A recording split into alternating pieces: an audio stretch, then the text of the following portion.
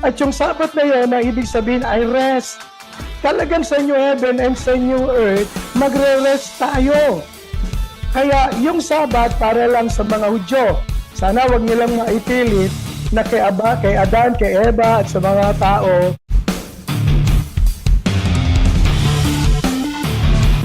Ang gabi po muli mga kapatid. At ito po ang inyong lingkod, Bishop Ray Aramis ng Christian Cathedral Church. Na lagi natin sinasabi, nagtuturo ng katotohanan, nagtatanggol din ng katotohanan. At ating tinutuwid ang lahat ng kamalian at mga kasinungalingan. Ngayong gabi, nandito po tayo upang atin pong talakayin ang isa sa napakamahalagang aralin na sabi nga ng isang commentator ay saan na nagwawatch sa ating podcast, wala na ba talaga iyang katapusan? Kaya ngayong gabi, para maipakita po natin at matapos na issue na to, ang tema po natin na pag-uusapan ay ang Sabat. Ano ba ang Sabat? Nang sa gayon, makita natin anong layunin, bakit may Sabat. Ano pa? Bakit ibinigay ng Diyos ang Sabat sa isa sa 10 utos sa bansang Israel? Ang mga Kristiyano ba ay dapat nasa ilalim ng kautusang ito ay ika-4 na kautusan. Upang lubusan nating maunawaan kung ano ang Sabat, pag-aralan muna natin saan ito nagsimula. Alam natin ang Sabat ay ibinigay ng Diyos sa bansang Israel. Kaya tingnan natin at pag-usapan natin ang bansang Israel. Nagsimula ang Israel mula sa kakarampot na bilang ng sambayanan ni Jacob o Israel sa Egypt hanggang sa ito ay naging isang bansa o isang malaking bansa. Nanirahan ang bansang Israel sa Ehipto nang magkaroon ng 7 taong pagkagutom sa panahon ni Joseph. Hanggang sa dumating ang panahon ng bagong hari na hindi kilala si Joseph at ang kanyang ginawa sa pagliligtas sa Ehipto. Sa takot ng bagong paraon na hindi kilala si Joseph o si Jose, ginawa silang alipin ang bansang Israel sa loob ng 400 taon. Kung kaya't nang inalipin sila ay nagdusa ang bayan ng Israel o ang bayan ng Diyos sa Ehipto. Sa ilan sa pag-uusig ay patayin ang mga bagong silang na sanggol na lalaki kung saan si Moses ay kabilang. Dahil sa plano ng Diyos ay hindi ito na isakatuparan kay Moses. Now, para paikliin natin ang ating kwento ng panahon ni Moses, okay, sabi rito na siya po ay pumunta sa Midian upang takasan si Paraon, ang hari ng Ehipto at mga kasong ng Ehipto na sa kasong pagpatay sa kawal ng Ehipto. Itong sabi sa Exodo 23 hanggang 25. At nangyari pagkaraan ng maraming araw na ang hari sa Ehipto ay namatay, ang mga anak ni Israel ay nagbuntong hininga dahil sa pagkaalipin. At sila'y dumaing at ang kanilang daing ay umabot sa Diyos dahil sa pagkaalipin. Ito na po yung eksaktong nangyari sa bansang Israel nang mamatay ang hari na mabuti. At dininig ng Diyos ang kanilang mga ibig o mga panalangin at mga kalungkutan at naalala ng Diyos ang kanyang tipan kay Abraham, kay Isaac at kay Jacob. Si Isaac, si Abraham, si Jacob ang mga ninuno po ng bansang Israel. At nilingap ng Diyos ang mga anak ni Israel at sila'y kinilala ng Diyos. So pumunta si Moses sa Midian habang ang kanyang bayan ay inaalipin po sa paggawa ang maraming trabaho sa Ehipto. Ngayon, tingnan natin ang paglaya mula sa Ehipto ng bansang Israel. Ang Diyos ay hindi malilimutin upang pabayaan ang kanyang bayan. Kaya pinabalik niya si Moses sa Ehipto upang palain ang bansang Israel. At sa paglaya mula sa Egypt o Ehipto, ay dinila ng Diyos ang Israel sa bundok ng Horeb o Sinai. At dito, ipinagkaloob ng Diyos ang 10 utos na kung saan ang isa sa 10 utos tungkol sa Sabat ay ibinigay sa kanila. Ito po makikita natin sa mga susunod na mga talata. Halimbawa, Exodo 28 hanggang 11, sabi ng Panginoon, bilang tipan na binigay ang 10 utos, alalahanin mo ang araw ng Sabat upang ipangilin. 6 na araw na gagawa ka at ang iyong gagawin ang lahat ng iyong gawain. Ngunit ang ikapitong araw ay Sabat sa Panginoon mong Diyos. Sa araw na iyan ay huwag kang gagawa ng anumang gawa. Ikaw ni ang iyong anak na lalaki ni babae, ni ang iyong aliping lalaki ni babae, ni ang iyong baka, ni ang iyong mga taga-ibang lupa na nasa loob ng iyong pintuang daan. Mga kapatid, ibinigay ng Panginoon ang palatuntunan. Ano yun? Bawal ang gumawa ang mga anak ng bansang Israel o mamamayan ng Israel, pati na yung kanilang mga kahayupan, pati na kanilang mga alipin, pati na rin yung mga ibang bayan na nakikitira sa loob ng bansang Israel. Verse 11, sapagkat sa 6 na araw ay ginawa ng Panginoon ang langit at lupa at ang dagat at lahat ng nangaroon at nagpahinga sa ikapitong araw. Na ano pa't pinagpala ng Panginoon ang araw ng Sabat at pinakabanal. Ito po ang dahilan, kaya sabi ng Panginoon, bawal gumawa ng araw ng Sabat. Sapagkat ang Diyos mismo ng ikapitong araw, wala pa pong pangalan tong ikapitong araw noon, basta bilang lang. Una hanggang ikapitong araw. At ang sabi ng Panginoon, sa ikapitong araw, walang magtatrabaho, walang gagawa. Kasi ang Panginoon, pinagpala ang ikapitong araw at namahinga ng ikapitong araw. Baka tanungin niyo ako, bakit namahinga? Napagod po ba? Hindi. Sapagkat ang Diyos ay tapos na sa kanyang paglilikha. Kaya ang Diyos, yung ikapitong araw, ipinamahinga. Ezekiel, Kapitulo 20, 9 hanggang 12, sabi dito, ngunit ako'y gumawa alang-alang sa aking pangalan upang huwag malapastangan sa paningin ng mga bansa na kinaroroonan nila, na sa paningin nila napakilala ko sa kanila, sa paglalabas ko sa kanila sa lupain ng Ehipto. Referring to the nation of Israel, sila lang po ang bansang inalis sa bansang Ehipto. Sa gayon, pinalabas ko sila mula sa lupain ng Ehipto at dinala ko sila sa ilang. Okay? Tapos sabi dito, verse 11, at ibinigay ko sa kanila ang aking mga palatuntunan. At tinuro ko sa kanila ang aking mga katulan na kung isagawa ng tao ay mabubuhay sa mga yaon. Bukod dito, binigay ko rin naman sa kanila ang aking mga Sabat upang maging tanda sa akin at sa kanila. Upang makilala nila ako na Panginoon na nagpapaging banal sa kanila. At tinawag ni Moises ang buong Israel. Deuteronomy chapter 5 verse 1 to 3. Tinawag ni Moses ang buong Israel at sinabi sa kanila, dinggin mo, O Israel, ang mga palatuntunan at ang mga katulan na aking sinalita sa inyong may pakinig sa araw na ito, upang matutunan ninyo sila at ingatan at isagawa sila. Ang Panginoong ating Diyos ay nakipagtipan sa atin sa Horeb. Ang kausap po ni Moses ay ang bansang Israel, at sinasabi niya na ang Diyos nakipagtipan sa bansang lumabas mula sa Egypt doon sa bundok Horeb o sa Sinai. Sabi na verse 3, hindi pinagtibay ng Panginoon ang tipang ito sa ating mga magulang, kundi sa atin yang nangarirитong lahat na nabubuhay sa araw na ito. So maliwanag po, ang Sabat ay binigay ng Diyos sa bansang Israel na inilabas niya mula sa pagkailipin sa lupain ng Ehipto. Deuteronomy 5:1-3, 14-15, sabi rito, ngunit ang ikapitong araw ay Sabat sa Panginoon mong Diyos. Sa araw na iyon ay huwag kang gagawa ng anumang gawa. Ikaw, ni ang iyong mga anak na lalaki, ni ang mga aliping lalaki ni babae, ni ang iyong mga baka, ni ang iyong asno, ni anuman sa iyong hayop, ni ang mga taga-ibang lupa na nasa loob ng iyong pintuang daan. Baka tanungin niyo po ako ito bang Sabat sa Israel lang? Opo, sapagkat ang Diyos nakipagtipan sa bansang Israel. Gayunman, may mga ibang mamamayan na nakipamayan sa kanila. At sapagkat sila nasasakop sa loob ng pamayanan ng Israel, hindi lamang daw po ang anak ni Israel, ang mga hayop, ang mga alipin, pati na mga taong nasa loob nila na nakatahan, okay, ay kailangan isagawa ang pag-observe o pagpapailalim sa araw ng Sabat. Verse 15.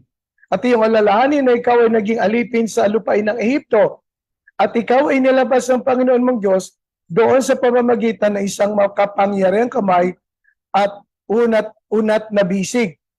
Kaya inuutos din ng Panginoon mong Diyos na ipangilin mo ang araw ng Sabat. Anong dahilan? Bakit may Sabat? Sapagkat ang bansang Israel ay naging alipin sa paggawa po sa bansang Ehipto for 400 years. Kaya sabi ng Panginoon, ang regalo sa kanila, alam niyo, nakakapagod talaga yung magtrabaho ng 400 years. Yung mabuhay ka lang ng 70 years na walang pahinga, puro trabaho, ay nakakapagod po yun. Kaya sabi ng Panginoon, ay iniutos ko sa inyo na ipangilin ang araw ng Sabat. Ngayon, ano ang Sabat? Ginagawa ang Sabat o yung tinatawag natin sa Greek word na rest ay sa ikapitong araw. Okay, sa Griego ay Sabaton. Ang Israel ay inutosang huwag magtrabaho sa araw na yon, ikapitong araw. Now, by this time, hindi pa po inventado o hindi pa ipinapaliwanag kung anong araw ang unang araw at saka hanggang ikapitong araw. Kasi sa atin ngayon, ang unang araw, pag tinanong natin, linggo. At ikapitong araw ay Sabado. Nung time po na yon, nang ang Diyos ay nakipagtipan sa bansang Israel, wala pa pong Lunes, Martes, Miyerkules. Ang binabanggit lang doon ay unang araw, ikalawang araw, tapos yung ikapitong araw na sa pagkaalam po natin ngayon ay Sabado. Pero noon po, wala pa po yung pangalan. Kailan po yung nagkapangalan? Naging pangalan po lang po yan, nagkaroon ng pangapangalan ng 321 AD, ang Roman Empire at nang i-embrace ni Emperor Constantine ang Kristyanismo, kaya doon po binigyan na ng pangalan ang mga araw. Linggo, unang araw, ikalawang araw, Lunes, hanggang sa ikapitong araw ay Sabado. Ang salitang Sabat, galing sa salitang Sabat na Hebrew na ibig sabihin ay rest. So ang layunin ng Sabat tumigil sa pagtrabaho, paggawa at mamahinga. Kaya ang Sabat ay ginawa para sa tao. So ang dahilan kaya may Sabat dahil sa tao. Hindi ang tao para sa Sabat. In other words, ang Sabat ay ginawa para sa kabutihan ng tao.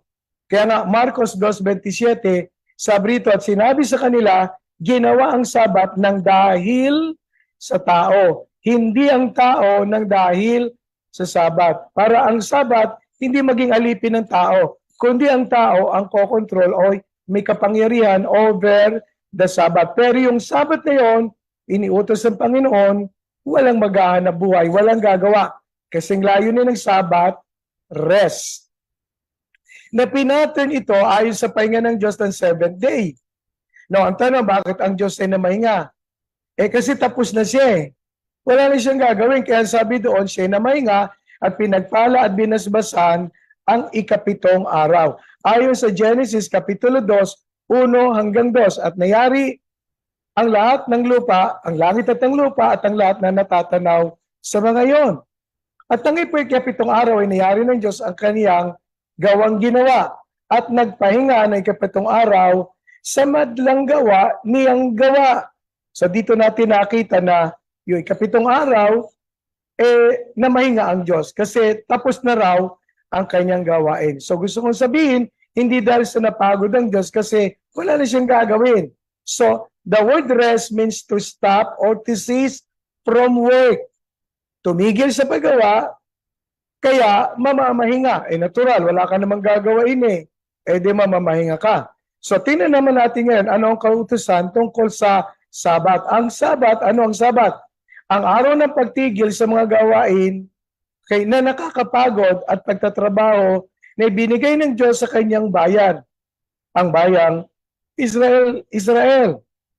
At itong ating nabasa kanina sa Exodo 28 hanggang 11. Halimbawa, sa Mateo 24:15 hanggang 20, sinabi ng Panginoon na kung dumating ang pagkakataon na ang mga kalaban ng bansang Israel ay kubkubin sila, dapat huwag matapat ng Sabat.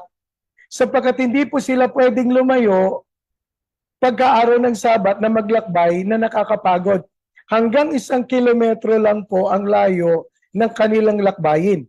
Kaya ang sabi ng Panginoon, wag nawang mangyari na ang pagkugkop ng mga kalaban ay matapat sa araw ng Sabat. Anong layunin ng Sabat? Ang bigyan ng bansang Israel ng kapahingahan, okay, sa kanilang kapaguran, sa kanilang pagiging alipin sa Ehipto, kung kaya't ito ang tanda ng kanilang tipan. Exodo 31:12-17, ito po'y maliwanag. At ang Panginoon nagsalita kay Moses na sinasabi, salitain mo rin sa mga anak ng Israel na iyong sabing katotohanan ng ipangingili ninyo ang aking mga sabat, sapagkat ito'y tanda sa akin at sa inyo na sa buong panahon ng inyong mga lahi. Paano raw ito? Ang sabat ay tanda, sign, or seal ng Diyos ng Israel sa kanilang tipanan ng Diyos at ng Israel. Upang inyong makilala na ako na Panginoon ang nagpapabanal sa inyo. Inyong ipangingilin ang sabat nga, sapagkat kayo ipangilin ninyo, bawat lumapastangan ay walang pagsalang papatayin. Sapagkat sino man gumawa ng anumang gawa sa araw na yaon, ay ihiwalay ang taong yaon sa kaniyang bayan. 6 na araw na gagawain ang gawain, datapat ay 7 araw, ay sabat na takdang kapahingahan.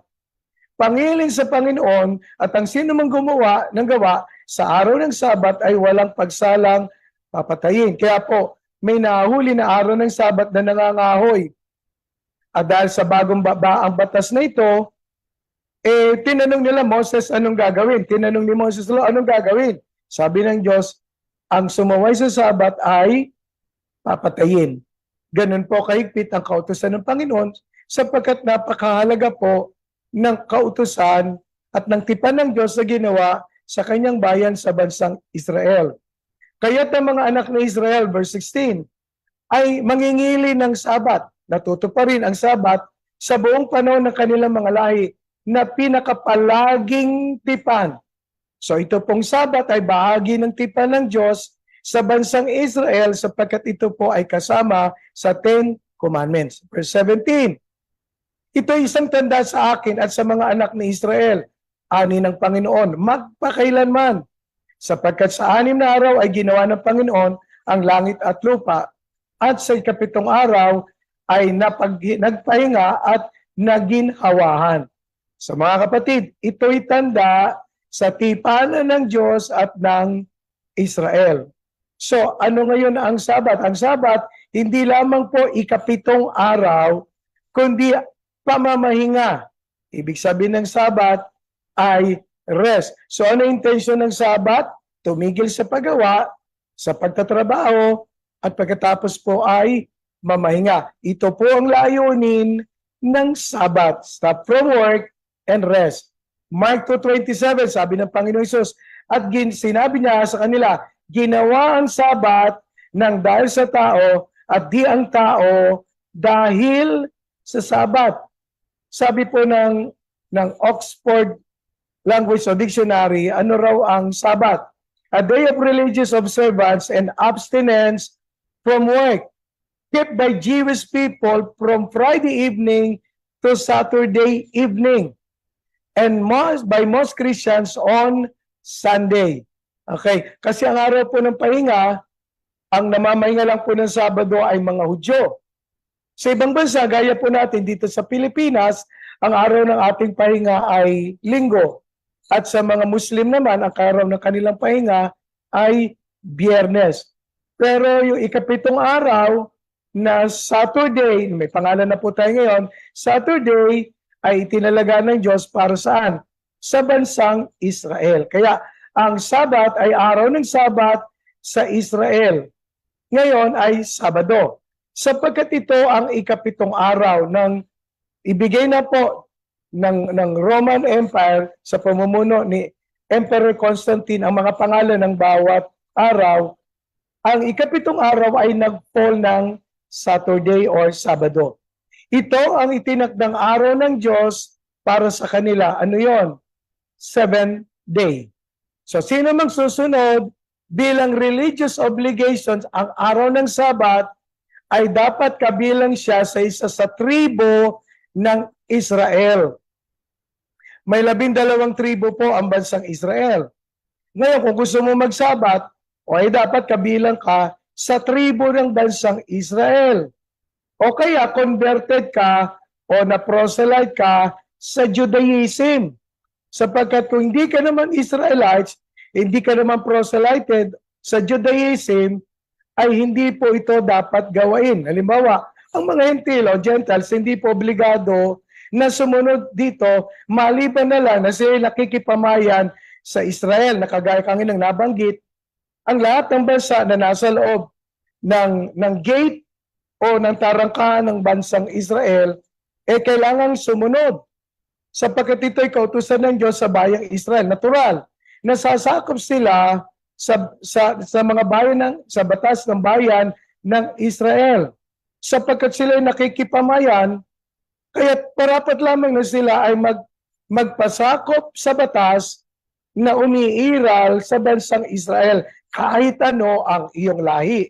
Ito po ang sinabi sa Exodo, Kapitulo 20, talatang 10. Halimbawa, nakikipamiyanan ka.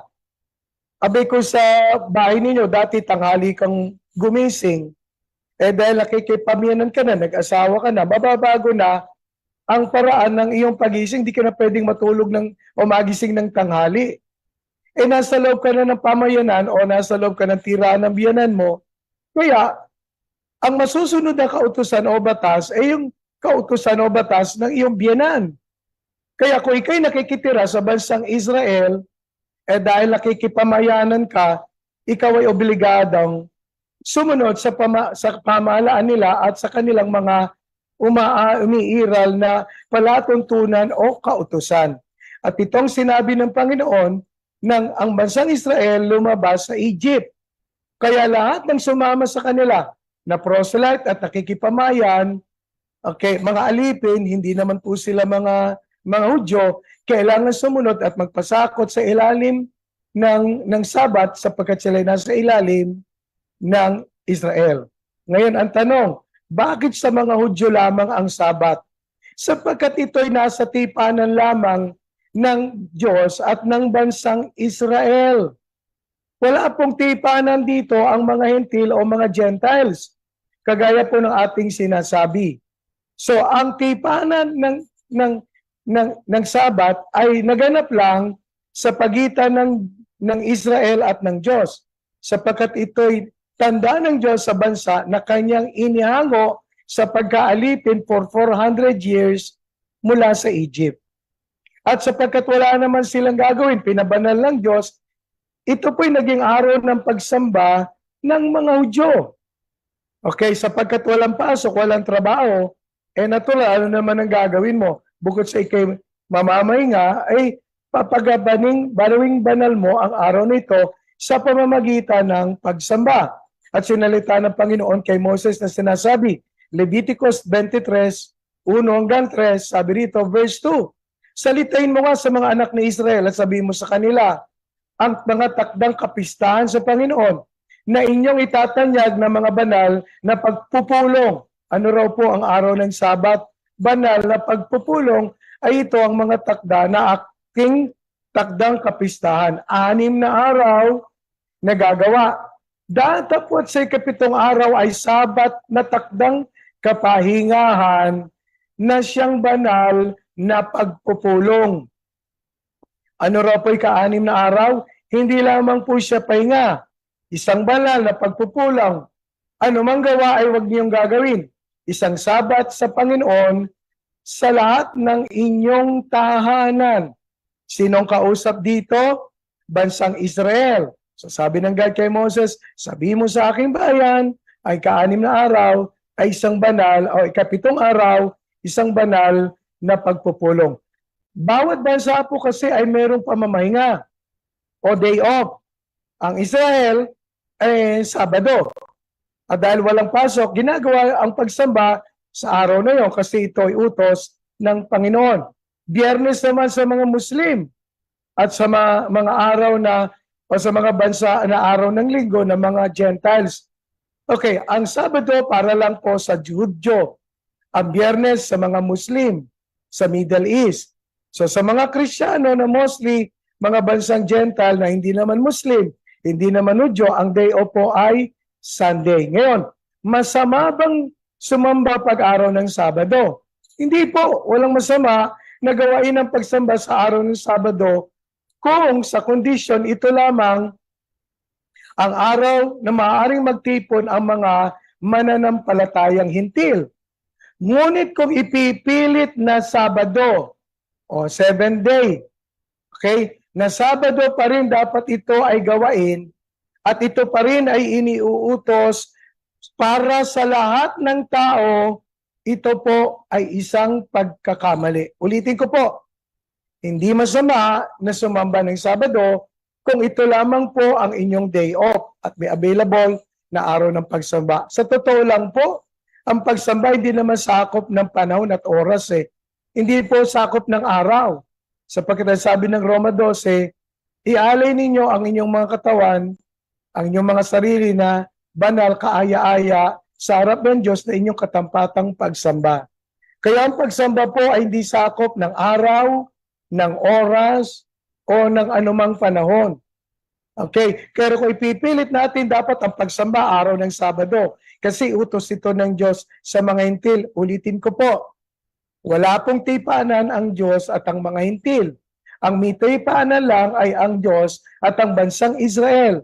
At ang Sabat ay binigay ng Diyos sa bansang Israel. Kaya kung ipipilit natin, kailangan sumamba ng araw na ikapitong araw sapagkat ito'y utos ng Diyos, ito po ay isang pagkakamali. Kung sa mga Hudyo ay tama. Pero sa mga hintil, kagaya natin, isa po itong pagkakamali, wala po tayong tipanan ang Diyos. Ang hintil, at ulitin ko po, at ang mga hintil ay wala pong tipanan. Sapagkat ang Sabat ay sa pagitan lamang ng Diyos at ng kanyang bayan. Isa pa, inalis na ang Sabat, okay, ayon sa aklat ng Kolosas, nang ang Panginoong Hesus ay dumating na. Wala na po ang Sabat. Sabi rito, Colossians 2:16 and 17, sino man nga ay wag umatol sa inyo tungkol sa pagkain o sa pag-inom o tungkol sa kapistahan o bagong buwan o araw ng Sabat, na isang anino ng mga bagay na magsisidating, ngunit ang katawan o ang kapuspusan, ang katuparan ay walang iba kundi si Kristo. So habang di pa dumarating ang Panginoon, pangako pa lang, ginagawa po ng bansang Israel ang mga pista, ang mga Sabat. At ang sulat ni Apostol Pablo sa mga taga-Kolosas ay sulat sa mga hentil. At ang sabi rito ay ano raw? Ay wag nang mabagabag, wag nang mahatulan tayo sa pagkain at sa pag-inom. Sapagkat ang mga bagay na yon ay anino lamang at ang tunay na katuparan ay walang iba kundi ang Panginoong Hesukristo. Tingnan natin saglit ang salitang tao sa Marcos 2:27. Ang salitang tao sa Greek word ay anthropos or anthropon at applicable sa anumang lahi ng tao. Kasi ang Greek word ay tao, anthropon o arthropos. Pag ginamit ito sa iyo, wala pong problema kahit ito'y gamitin sa Hudyo o sa Hentil. Bakit? Kasi po ang Hudyo ay tao, ang Hentil ay tao. Kaya yung Greek word na anthropon o anthropos na salitang tao ay applicable po kahit anong lahi ng tao. Now sa Marcos 2:27, ang kausap ng mga Panginoon ay mga Hudyo. Kung kaya't ang pinatutukuyan doon na tao ay ang kausap ng Panginoon. Ang mga Pariseyo na mga Hudyo. Okay, kaya po yung salitang tao doon na pinatutukuyan hindi po lahat o para sa lahat ng mga tao. Sinabi ng Panginoong Hesus, at ginawa ang Sabat ng dahil sa tao. Ulitin ko po ginawa ang Sabat ng dahil sa tao. Hindi ang tao dahil sa Sabat. Ang mga Gentiles o mga Hentil po ay, sabi rito, ay hindi ang pinatutukuyan doon Sapagkat, ulitin ko po, walang tipanan ang Diyos at ang mga hentil. Kaya malabo na ang pinatutukuyan doon lahat ng tao, na pag ginamit po lahat ng tao, hindi lang Jew o Hudyo, lumalabas pati ang mga hentil. Hindi po, sapagkat ang pagkabanggit sa Exodo 31:13, ang Sabat ay para sa mga Hudyo, tanda para sa kanilang tipanan.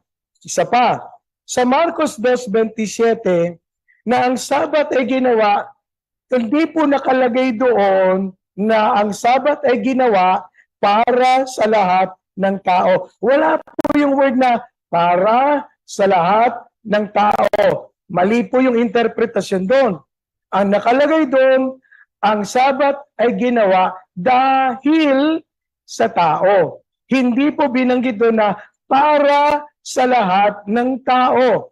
Ito po'y dagdag na salita, bunga ng pagkakamaling interpreter para maipilit ang mali at gawing tama. Ang pagkabanggit po doon ay ginawa dahil sa tao, referring to the benefits of Sabat. Ang emphasis po ng talatang iyon ay benepisyo ng Sabat. Hindi araw na binabanggit ng Panginoon. Kasi ganito yon. Ang mga alagad ng Panginoon ay nakita na nangunguha ng uhay.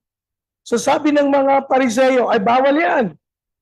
Sabi ng Panginoon, hindi nyo ba nabasa na maging mga tauhan ni David at si David pumasok sa loob ng tabernakulo at kumuha doon ng pagkain na hindi naman para sa kanila, kundi para sa mga pari.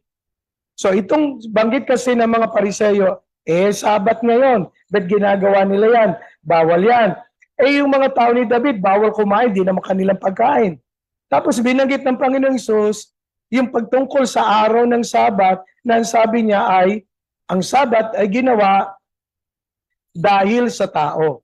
Sapagkat ang Sabat ay ginawa para sa benepisyo ng tao. Ano yun? Ang tumigil sa paggawa at mamahinga ayon sa karanasan ng bansang Ehipto na 400s na naging alipin, kaya ang regalo ng Diyos sa bansang Israel, ang tanda ng kanilang tipanan ay Sabat. Kaya sabi rito, Exodus 31:13, salitain mo rin sa mga anak ni Israel na iyong sabihin, katotohanang ipangingilin ninyo ang aking mga Sabat, sapagkat isang tanda sa akin at sa inyo sa buong panahon ng inyong mga lahi. Kanino raw lahi? Di lahi ng mga Hudyo. Hindi po lahi ng mga hentil. Upang inyong makilala na ako ang Panginoon na nagpapabanal sa inyo. Wala pong tipanan ang hentil at ang Diyos. Ang Diyos po nakipagtipan lang sa bayang Israel o sa mga Hudyo.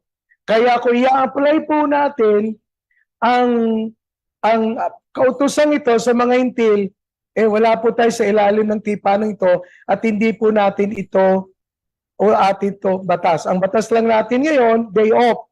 At ang ating day off po, Sunday. Kaya pag araw ng linggo, namamahinga tayo at para gawing banal ang araw na yan, yung Sunday po ay, tawag dito, ginagawa po nating araw ng pagsamba.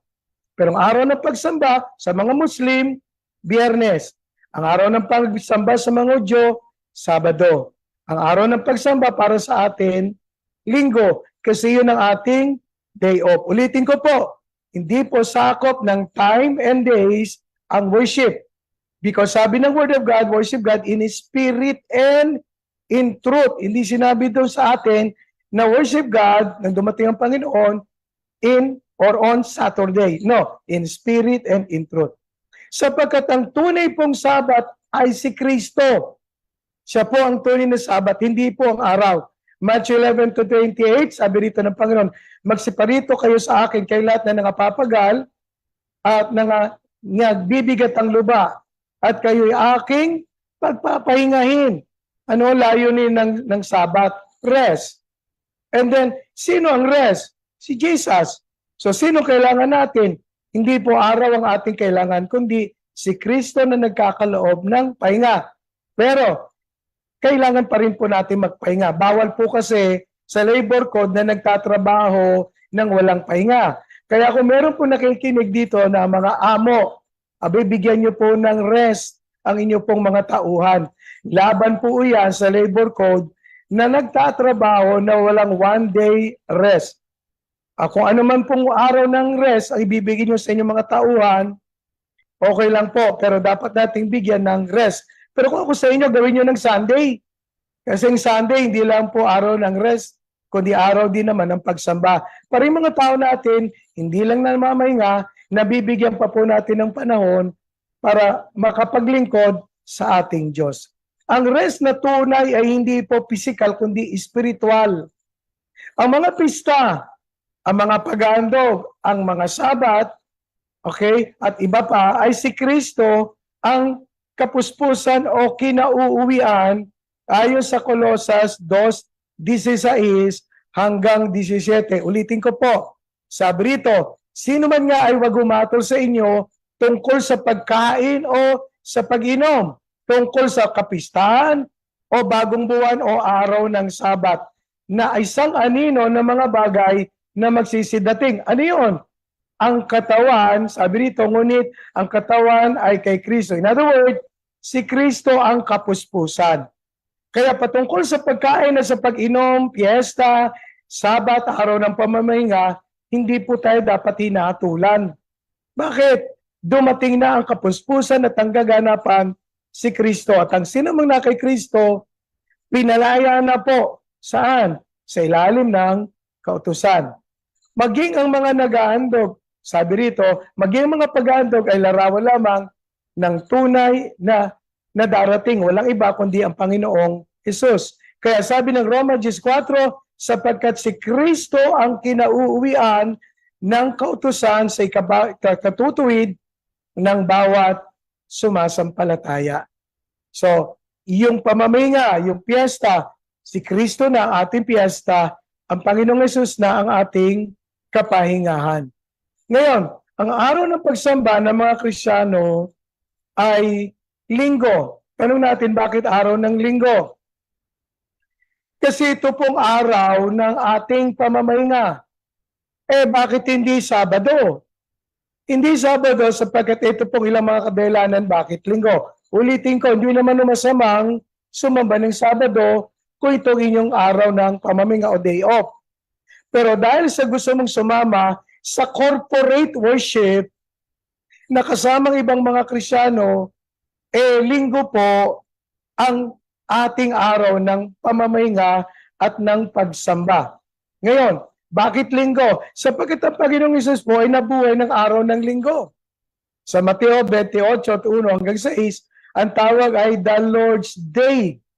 The day the Lord resurrected from the dead.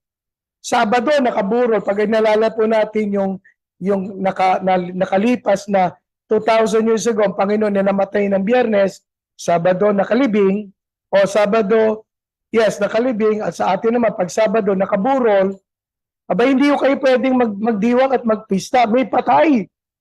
Pero pag yung patay na buhay, abay celebration po yan. Kaya tama lang na araw ng linggo, sapagkat ito araw ng celebration. Pangalawa, ang mga disipulo ay sumamba ng araw ng linggo.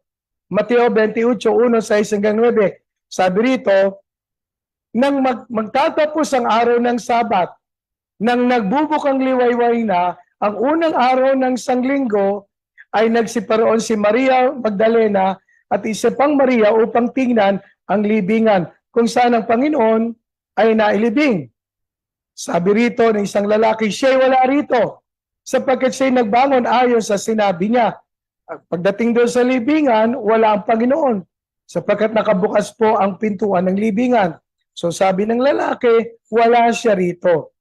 Magsiparito kayo, tingnan ninyo ang dakong kinalagyan ng Panginoon. Wala po. Kaya verse 9 sabi rito, nakita nila ang Panginoon at narito sila'y sinalubong ni Jesus na nagsasabi. Pagkatapos makita ng libingan ay walang Panginoon, umalis. Nasa lubong ang Panginoon. Sabi ng Panginoon, mga galak kayo. At sila'y nagsilapit at niyakap ang kanyang mga paa, kanginong paa. Ipaan ng ating Panginoong Hesus. So anong ginawa nila? At sila'y sumamba o siya ay sinamba. Sinamba ng mga alagad ng dalawang babae ang ating Panginoong Hesus. Anong araw po yon? Linggo, Resurrection Sunday. Kaya yung pagsamba, hindi natin pwedeng ipilit na Sabado lang. At pagka hindi tayo sumamba ng Sabado, kalapastanganan. Nako, mga kapatid, isa po itong pagkakamali. At nawa itong ating pag-aaral ngayong gabi, magbukas ng kaisipan sa mga kaibigan natin na nagpipilit ng araw ng pagsamba lamang ay ikapitong araw o kaya Sabado. Pangatlo, ang mga mananampalataya, makikita natin sa Aklat ng Mga Gawa, ay sumamba ng linggo. Acts, Gawa, Kapitulo 20, talatang 7, sabi rito, at ng unang araw ng sanglinggo. Mga kapatid, hindi pa po nababanggit ko anong araw ang una, ikalawa, hanggang ikapito. Hindi pa uso yung linggo, Lunes, Martes. Ang pagkabanggit unang araw ng sanglinggo. Ano ba yung unang araw? De linggo. Nasabi na Apostol Pablo, nang kami mga kakapisan upang pagputol-putulin ang tinapay. Bahagi po ng pagsamba ang Lord's Supper. Si Pablo ay nangaral sa kanila na nag-aakalang umalis sa kinabukasan at tumagal ang kanyang pananalita hanggang sa hating gabi. Wow, maghapon nag-aaral si Apostol Pablo sapagkat sa kinabukasan siya aalis. Kailan yon? Nagsimula siya nagsalita ng unang araw ng sanglinggo. Ano yung unang araw? Linggo. Okay? Unang araw ng sanglinggo, linggo. Kaya ang pagsamba ng mga unang mananampalataya, linggo. Okay? Tapos, yung mga babae na masalubong ang Panginoon, sumamba. Anong araw? Linggo. Hindi pa po na-establish yung araw ng linggo, sumasamba na po ang mga alagad ng Panginoon ng araw ng linggo. Ang Holy Spirit ay dumating sa araw ng linggo, yung araw ng Pentecost. Dumating po yan ng araw ng isang linggo, unang araw ng linggo, linggo. At ang pagdating ng Holy Spirit, ang pasimula ng Kristyanismo. Kaya yung Kristiyano nagsimula, yung tawag sa Acts 11:26. At ang pagsisimula ng Kristyanismo, yung pagdating ng Holy Spirit. Okay? Wala pang Holy Spirit, di pa bumubuo sa Old Testament. Pero meron ng Holy Spirit. At sa mga pinili lamang, ito siya ay gumagawa sa mga saserdote, sa mga propeta, sa mga hari. Okay? Pero sa lumang tipan, hindi lahat ng tao o nananampalataya may Holy Spirit. Sa bagong tipan, ang ibinuhos ang Holy Spirit, doon natin nakita ang pasimula ng Kristyanismo. Kaya yung nagsasabing kailangan sumamba ng Sabado, nako, nasa Old Covenant po sila. Wala pa po ang pagbuhos ng Holy Spirit sa Old Covenant, kundi sa New Covenant. Roma 8:9-14 at pagkabanggit dito, datapot kayo wala sa laman kundi nasa Espiritu. Kung kayo tumitira sa inyo ang Espiritu ng Diyos. Datapot kung ang Espiritu, sino may walang Espiritu ni Kristo, siya hindi sa Kanya. Sapagkat ang lahat ng mga pinapatnubayan ng Espiritu ng Diyos ay sila ang mga anak ng Diyos. Ulitin ko po, ang Kristyanismo ay nagsimula sa pagbuhos ng Holy Spirit. At ang lahat ng tinahanan ng Holy Spirit, siyang tanda. Efeso 1:13-14, ang tanda ng taong Kristiyano ay ang Holy Spirit. Sabi doon, pinapatnubayan ng Holy Spirit, sila ang mga anak ng Diyos. So maliwanag mga kapatid, ang pagiging anak ng Diyos ay kung meron kang tanda o tatak o seal ng Holy Spirit.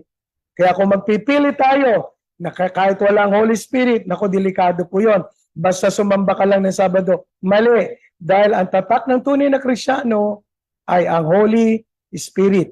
Linggo, kinikilalang araw ng pamamahinga sa maraming bansa. Araw na walang pasok sa trabaho. Sa Pilipinas, linggo. Ito pong ating day off. Kaya ang araw ng pagsamba, ginagawa natin ng linggo. Ang pagsamba, ulitin ko po, ay walang kinalaman sa oras at araw. Ayon sa Roma 12, 1 at 2. Ang pagsamba ay ganito. Kaya nga mga kapatid, ipinamamani ko sa inyo, alang-alang mga sa makahabagan ng Diyos, sabi rito, na inyong hirap ang inyong mga katawan na isang haing buhay, banal na kaaya-aya sa Diyos, na siya ninyong katampatang pagsamba. Wala pong binanggit dito na araw. Kaya ang pagsamba po, kahit anong araw, kahit anong oras, gagawin natin sa espiritu at sa katotohanan. At huwag kayong magsiayon sa sanlibutan ito, kundi mag-iba kayo sa pamamagitan ng pagbabago ng inyong pag-iisip upang mapatunayan ninyo kung alin ang mabuti, kaaya-aya at lubos na kalooban ng Diyos. At panguli, ang lumang tipan kung saan nandun ang Sabat ay inalis na po. Ang Sabat ay nasa lumang tipan, naka-under sa loob ng Ten Commandments. And the Ten Commandment itself is the covenant of God in the Old Covenant, na ang utos nakasulat sa dalawang tapyas na bato. Nakita po natin yan. Saan? Sa Deuteronomy 4:13 and 14. Okay, Exodus 34, 27, 28.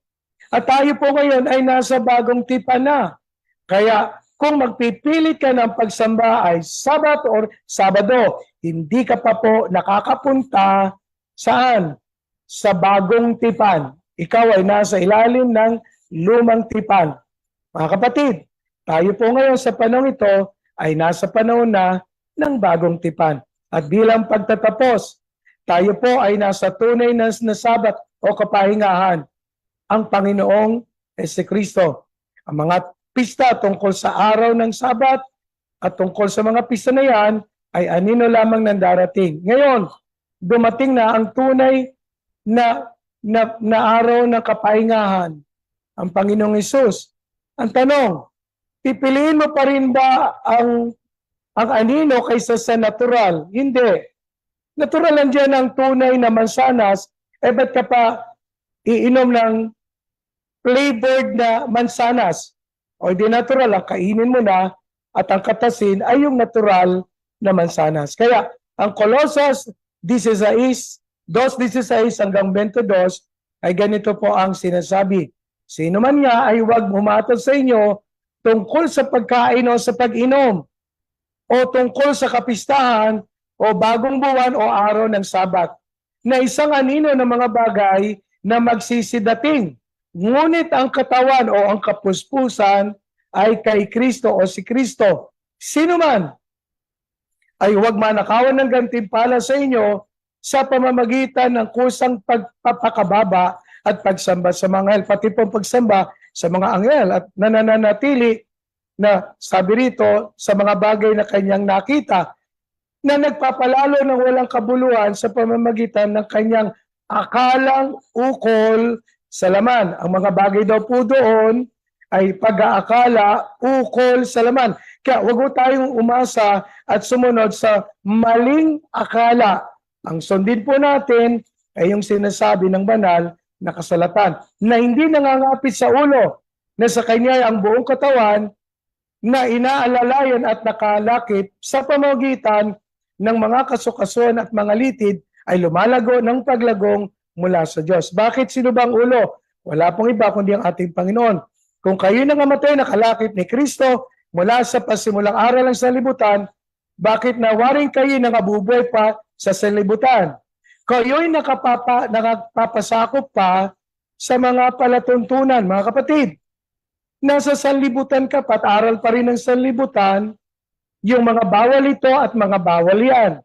Kaya sabi na Apostol Pablo, kayo ay nangabubuhay pa sa sanlibutan. Tayo po'y nabubuhay sa sanlibutan.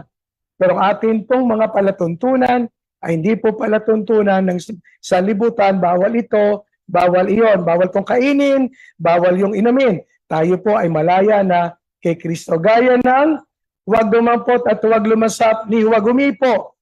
Yan ay palatuntunan ng sanlibutan. At ang lahat ng mga bagay na ito ay mga sisira sa paggamit ayon sa mga utos at mga aral ng mga tao. So yun daw pong bawal ito, bawal yan, dapat ito, dapat iyon ay aral ng mga tao. Yun lamang po nasa Judaism ang required. Kung kayo po Yudyo, walang pagsalang, kailangan nyo sumunod sa tipan ng Diyos sa bansang Israel. Okay, ang Kristyanismo, ang founder po si Jesus. Kaya ang tanong, Kristiyano ka ba o Judaismo? Kung Judaismo ka, o hindi Sabado, kung Kristiyano ka, araw ng linggo ay nagbangon ng Panginoon, at dahil araw ng linggo ay day off natin, so we will worship God in or during Sunday. Kung sino man na kay Kristo Jesus, isa na siyang bagong nilalang. Ayon sa 2 Korinto 5:17, kaya't ang sino mang na kay Kristo, isang bagong nilalang. Wala na yung luma, nagsilipas na, siya'y bago na. Kaya ikay nasa ilalim ng bagong tipan, bago na ka na. Kung ikay nasa lumang tipan, nasa ilalim ng Sabat, luma ka pa rin. Lumang tipan. Sapagkat ang Sabat ay luma, inabolis na. Kaya hindi pwedeng isama ang luma at ang bago. Tayo po ay nasa bagong tipan na. Kaya nawa, ngayong gabi naunawaan po natin ang Sabat na ikapitong araw ibinigay sa mga Hudyo. Tayo po ng mga intila Kristiyano, ang pagsamba sa Espiritu at sa katotohanan kahit anong araw. Dahil ang araw ng ating pamamay linggo, linggo po tayo sumasamba. Magandang gabi po at nawa nakatulong po itong pag-aaral sa atin kung ano ang Sabat. Magandang gabi po. Pagpalain po tayo ng ating Panginoon.